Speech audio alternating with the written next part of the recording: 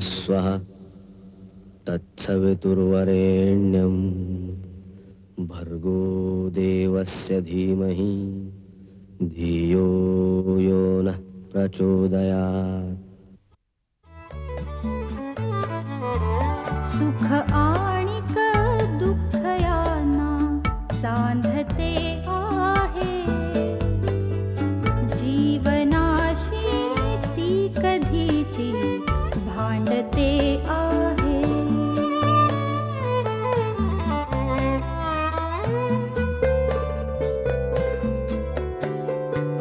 दोन डोळ्यांनी मुक्याने बोलताना ती वेगळे काहीतरी बघ सांगते आहे.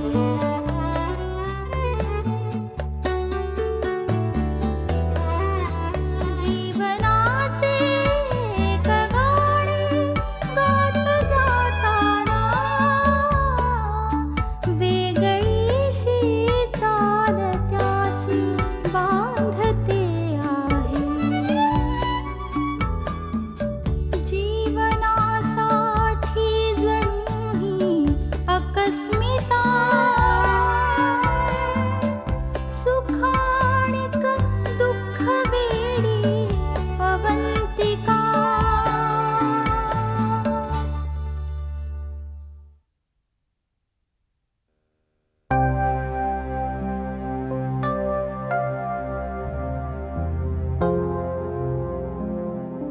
कुठे गेली असेल ही? साधी कळवायची पद्धत नाही. अरे एक SMS करता येत नाही? काय बाई आहे.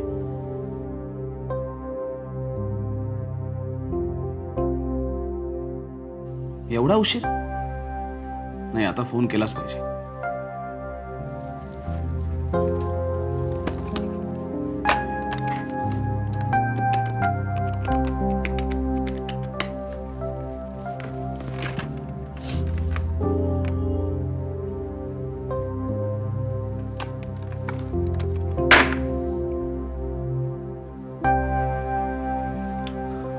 डिस्कनेक्टेड का लागतोय? तिला कॉन्टॅक्ट कुठे करणार? हिचं काय ऍक्सिडेंट वगैरे तर झाला नसेल ना? ऍक्सिडेंट कसा? माहेरी गेली असेल? रीमा, वाढू आणखी. नको. का ग, बरं नाही वाटत आहे का? अगं किती थकलेली दिसतेस. कामं वाढली आहेत का? नाही, डोकं जड झालंय, दुखतंय. एवढंच ना, मग असं कर, खाऊन घे. मग छानपैकी तुझ्या डोक्याला तेल लावते आणि मालिश करते. मग छान झोप येईल तुला. हा, मी घेतो का? हॅलो. हॅलो पप्पा, सलील बोलतोय. हा, बोल सलील. कसा आहेस बेटा? काय सध्या कामात भयंकर बिझी का? काय हे आपल्याकडे घरी यायला सुद्धा वेळ नाही काय तुला? बर, हे तुला रिमाशी बोलायचं का? रीमाला म्हणजे रीमा तिथे आली आहे? हो, आहे ना, मगाशीच आली आहे. तुला फोन करून कळवलं नाही का तिनं तसं? नाही. सॉरी. हे बघ, बोलायचं का तुला तिच्याशी? नाही नाही, नको. मी फक्त एवढंच विचारायला फोन केला की ती तिथे आली आहे ना. मी करतो नंतर फोन. अरे पण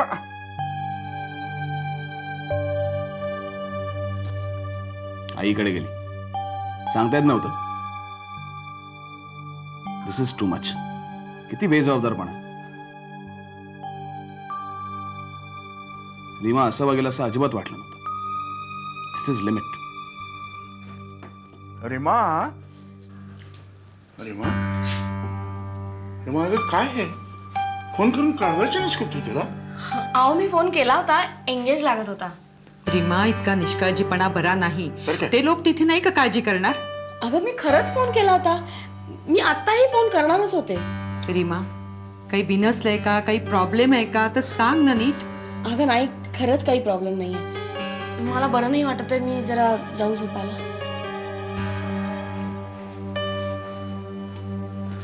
अहो मला तर असं वाटतंय नक्की काहीतरी प्रॉब्लेम आहे, काहीतरी बिनसलंय. रम्या, जाऊ दे, आता तू काही बोलूच नकोस. उद्या सकाळी बोलू.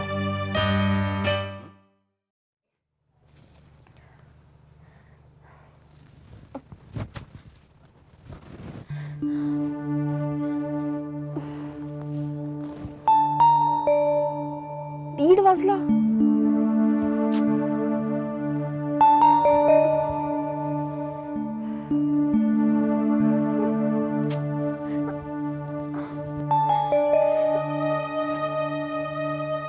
घरून एकाचाही फोन नाही. कोणीही माझी साधी चौकशी करण्याची तसदी सुद्धा घेतली नाही. ही कुठे गेलीये, अजून घरी परत कशी नाही आली. घरात कोणाला माझी किंमतच राहिलेली नाहीये. वाटायचं की निदान आई तरी मला समजून घेतात.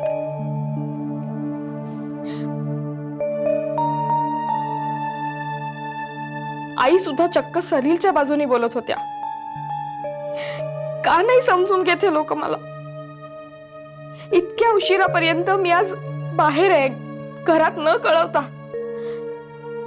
तरी तरी त्याचं कुणालाच काही नाहीये. बाकीच्यांचं राहू दे, निदान सलीलची तर बायको आहे मी. त्यांनी नको का मला फोन करायला. किती इगोइस्टिक आहे माणूस. डोकं फिरलं तर मला फोन करणार नाही, पण एक वेळेस समीरला करेल की रीमा तुझ्याकडे आली आहे का विचारायला. सलीलने खरंच समीरला फोन केला तर समीरला मी सांगितलं सुद्धा नाहीये. त्याला केवढं टेन्शन येईल. नाही, मला समीरला फोन करून सांगायला हवं की मी इथे आहे.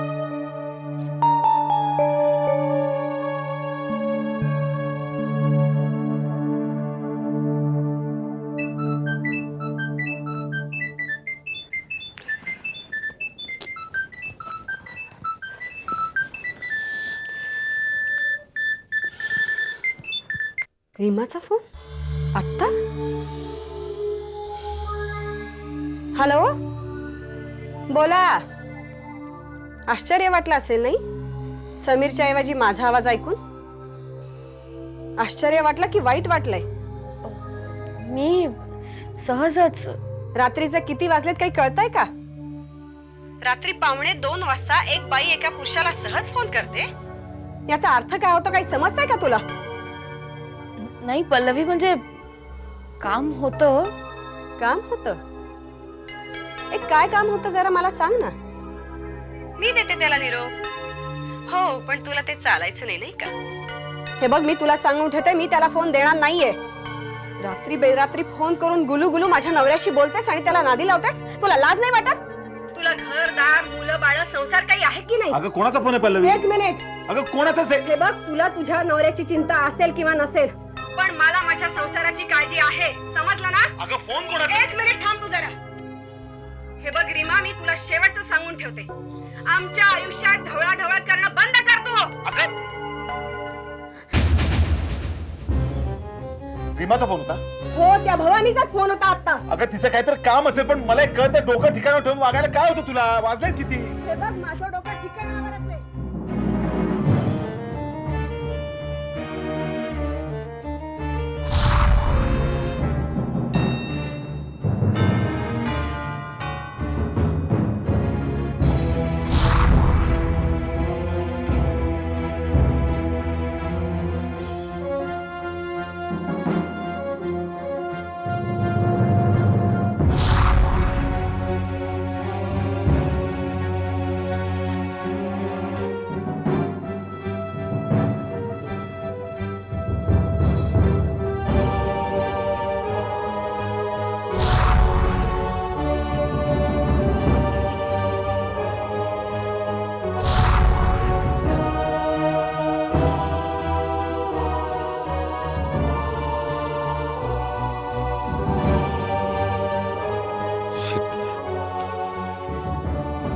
मला पण आता 1:45 वाजता फोन करायची काही गरज होती का. नशीबच फुटकं राहिलं आता आमचं सत्यानाश.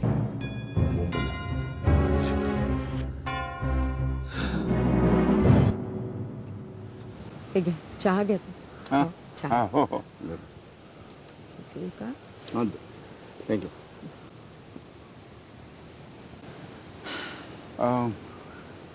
ही पोरगी उठली का ग? उठली आहे ती, पण मला असं वाटतं की आज बहुतेक शूटिंग बिटिंग काही नाहीये. येईल आता, आवरतीये तिचं. काय झालं या पोरीसला कळतच नाहीये बुवा.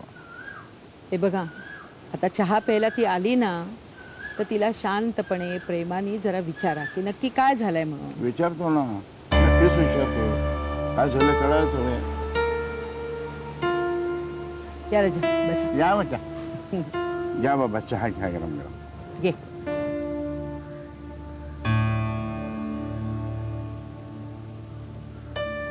रेवा बेटा, काय झालं का बच्चा? Y you are so upset? काय झालंय नेमकं, आम्हाला सांगशील का? रीमा, काल सलीलचा फोन आला होता ना, तेव्हा त्यांनी विचारलं की रीमा आहे का इथे. हो ना. आणि हे जेव्हा म्हणाले रीमा आहे इथे, तर यांनी काही विचारण्याचा आतच त्यांनी फोन ठेवून दिला. का बरं असं? अरे वा, ए बच्चा, असं नाही बाबा करायचं, असं नाही करायचं. ये चल. ये इकडे. ये इकडे. ये रे. रडू नको, ना. रडू नको, रडू नको. काय झालं सांग मला. रडायचं कशाला? ना? अजिबात रडायचं नाही, बिलकुल नाही रडायचं. सांगा काय झालं, काय झालं नक्की. सलील माझ्यावर संशय घ्यायला लागलाय. संशय? रडू नको. मी सांगते तुला सगळं. काय झालं? समीर नावाचा खूप चांगला मित्र.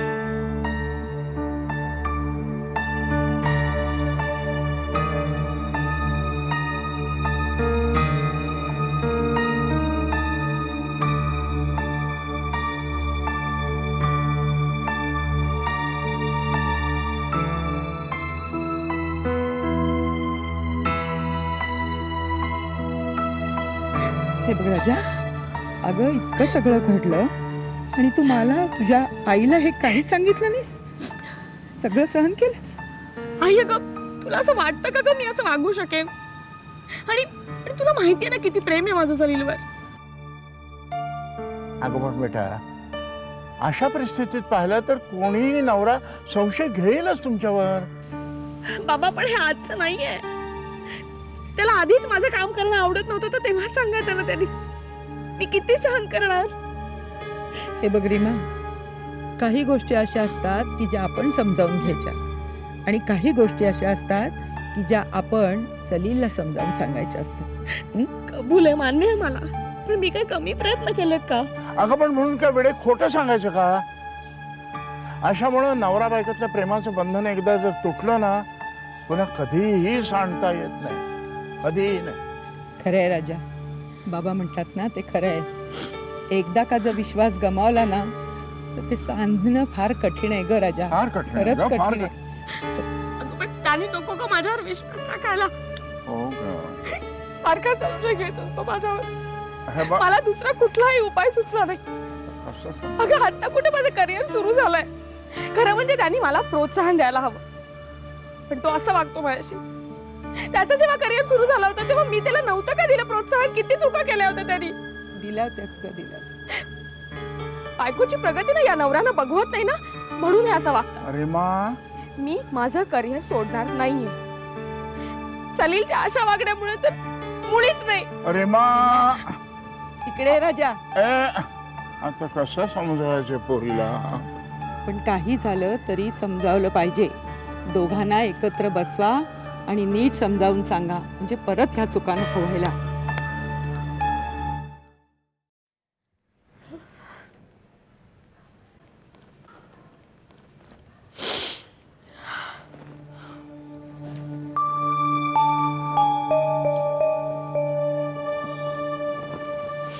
रीमा, अगं का स्वतःला एवढा त्रास करून घेतेस? मी बोलू का सलीलची? नको. मला वाईट एकाच गोष्टीचं वाटतंय. काल आईने सुद्धा माझ्यावर विश्वास ठेवला नाही. त्याला काय मी असली तसली बाई वाटते का? काय रीमा, अगं कसली भाषा वापरतेस तू? आणि हे बघ, मी जरी त्यांच्या जागी असते ना तरी माझाही असाच गैरसमज झाला असता. आई तुला करिअर करण्यासाठी कुणाची ना नाहीये ग, पण तुझ्या चुका दाखवण्या इतकी, तुझे दोष दाखवण्या इतकी तुझ्या सासरची मंडळी नक्कीच मूर्ख नाहीयेत. आणि सलील तर नाहीच नाहीये ग. त्याच्या मनामध्ये संशय काय आहे माहितीये?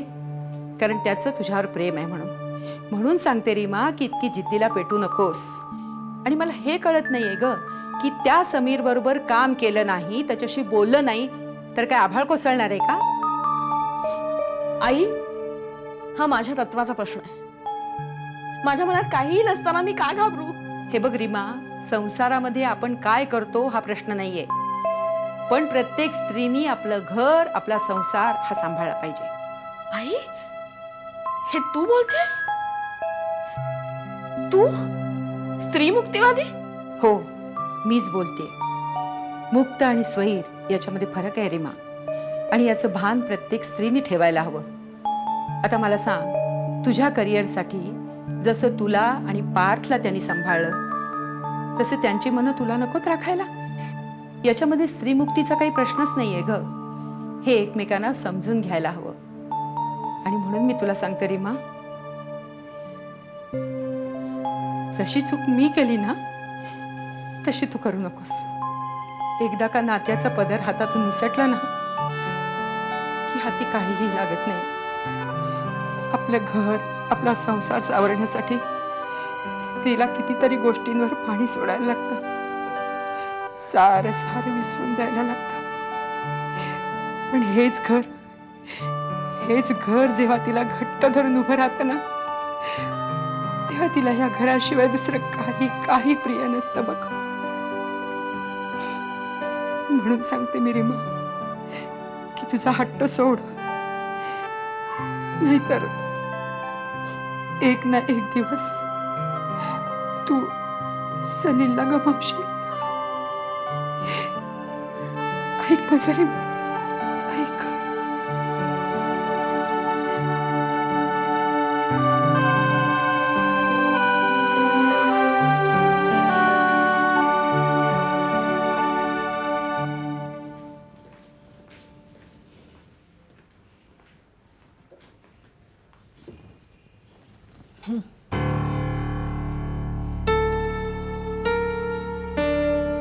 सलील, तू एकदा समीरशी बोल रे याविषयी. काय बोलणार आहे त्याची? त्याच्या बायकोच्या काही लक्षात आलं नसेल? नाही, याला काय झालं? रीमा सांगत होती भयंकर संशय येते. हाच तिचं काही ऐकत नसेल. शक्य आहे.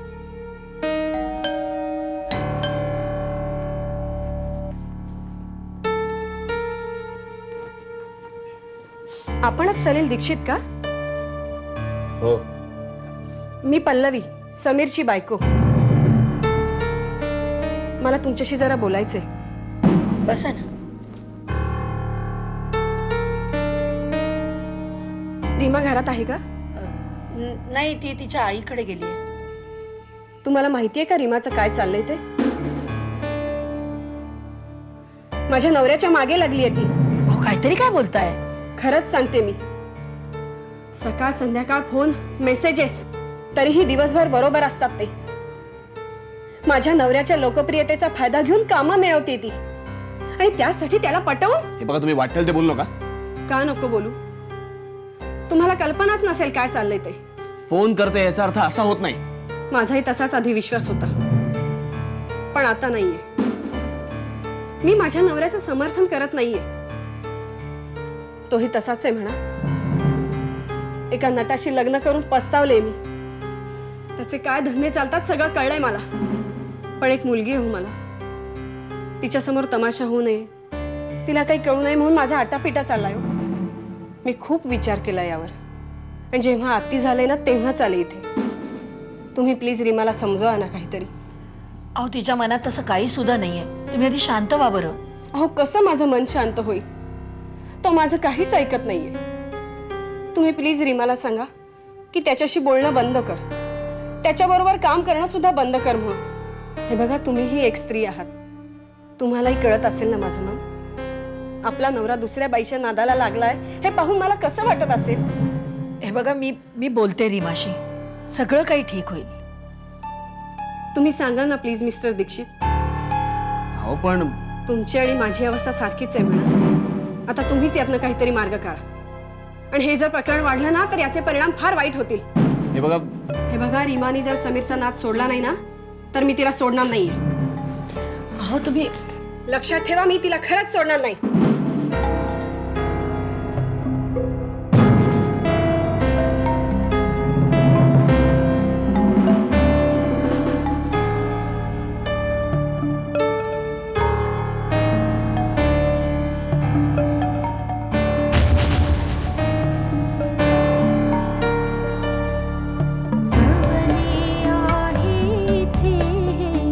झाड पाण्याचे आसवानातीच वेडी सांडते आहे. जीवनासाठी जणू ही अकस्मिता सुखाणिक दुःख वेडी